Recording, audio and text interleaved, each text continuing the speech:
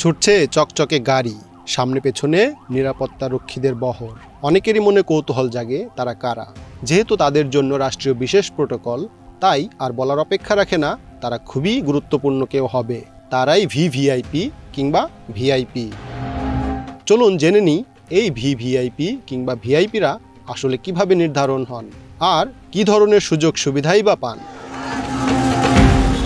আমাদের দেশে ভিভিআইপি ও ভিআইপি ক্যাটাগরির বিশিষ্ট এবং গুরুত্বপূর্ণ নাগরিকদের নিরাপত্তা ও বিশেষ সুবিধা দেওয়া হয়।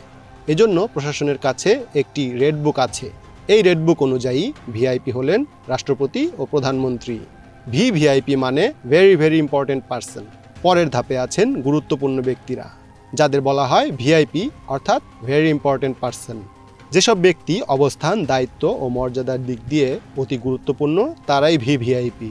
বাংলাদেশের আইন অনুসারে রাষ্ট্রপ্রধান ও সরকার প্রধান ভিভিআইপির মর্যাদা ও নিরাপত্তা ভোগ করেন। সম্প্রতি বাংলাদেশ জাতীয়তাবাদী দল বিএনপির চেয়ারপারসন ও সাবেক প্রধানমন্ত্রী বেগম খালেদা জিয়াকে সরকারের অতি গুরুত্বপূর্ণ ব্যক্তি অর্থাৎ ভিভিআইপি হিসেবে ঘোষণা করা হয়েছে। 1 ডিসেম্বর সোমবার রাষ্ট্রপতির আদেশক্রমে প্রধান উপদেষ্টার কার্যালয় থেকে এ সংক্রান্ত প্রজ্ঞাপন জারি করা হয়েছে। এখানে একটি বিষয় উল্লেখযোগ্য, এর আগে বাংলাদেশে কোনো প্রধানমন্ত্রী বা রাষ্ট্রপতি ছাড়া অন্য কাউকে ভিভিআইপি করা হয়নি। এদিকে রাষ্ট্রের উচ্চ পদে থাকা এবং গুরুত্বপূর্ণ নীতি নির্ধারণ ও প্রশাসনিক কাজে জড়িতদের গুরুত্বপূর্ণ ব্যক্তি বা ভিআইপি হিসেবে ধরা হয়। রাষ্ট্রপতি ও প্রধানমন্ত্রী বা সমমর্যাদার পদধারীদের বাইরেও প্রজ্ঞাপন জারি করে সরকার অতি গুরুত্বপূর্ণ ব্যক্তি ঘোষণা করতে পারে। যারা ভিআইপি তাদের নিরাপত্তায় থাকে গানম্যান ও বডিগার্ড, এবং নিরাপত্তা কর্মীর সংখ্যা নির্ভর করে ভিআইপির জানমাল কতটা ঝুঁকিতে রয়েছে তার উপর ভিত্তি করে। এছাড়াও ভিআইপিরা সরকারের পক্ষ থেকে গাড়ি ও বাড়ি বা ফ্ল্যাট বরাদ্দ পেয়ে থাকেন।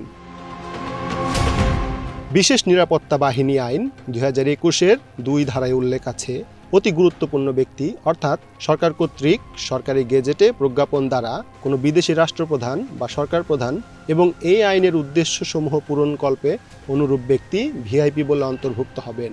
প্রধানমন্ত্রীর কার্যালয়, বর্তমানে প্রধান উপদেষ্টার কার্যালয় প্রজ্ঞাপনের মাধ্যমে এই ঘোষণা দেয় যে কারা সরকারের অতি গুরুত্বপূর্ণ ব্যক্তি বা ভিআইপি হিসেবে বিবেচিত হবেন। 2021 সালে সে আইনের আরেকটি ধারা অনুসারে ভিভিআইপিদের নিরাপত্তা নিশ্চিত করা স্পেশাল সিকিউরিটি ফোর্স বা এসএসএফ এর দায়িত্ব। রাষ্ট্রপতি ও প্রধানমন্ত্রী বা অন্তর্বর্তীকালীন সরকারের প্রধান উপদেষ্টা ছাড়াও আইনের 2 নং ধারায় উল্লেখ আছে, এসএসএফ বাংলাদেশে অবস্থানরত অতি গুরুত্বপূর্ণ ব্যক্তিদেরও সার্বিক নিরাপত্তা নিশ্চিত করবে। অর্থাৎ সরকারের ভিভিআইপি প্রোটোকল পাওয়া ব্যক্তির নিরাপত্তা নিশ্চিতে এসএসএফ নিয়োজিত হবে এবং প্রয়োজনীয় সকল ব্যবস্থা গ্রহণ করবে।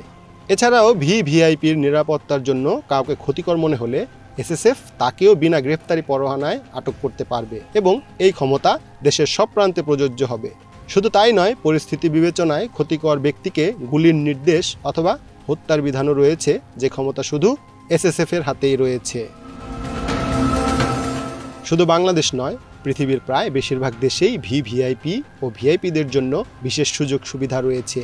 প্রথম সারির অনেক দেশে গুরুত্বপূর্ণ ব্যক্তিরা প্রোটোকল নেন না, কিন্তু তৃতীয় সারির দেশে গুরুত্বপূর্ণ ব্যক্তিদের নিরাপত্তা অতি জরুরি, কারণ এসব দেশে বিপদ কোনো সংকেত না দিয়েই হাজির হয়। প্রসেনজিৎ হালদার, বাংলা ভিশন।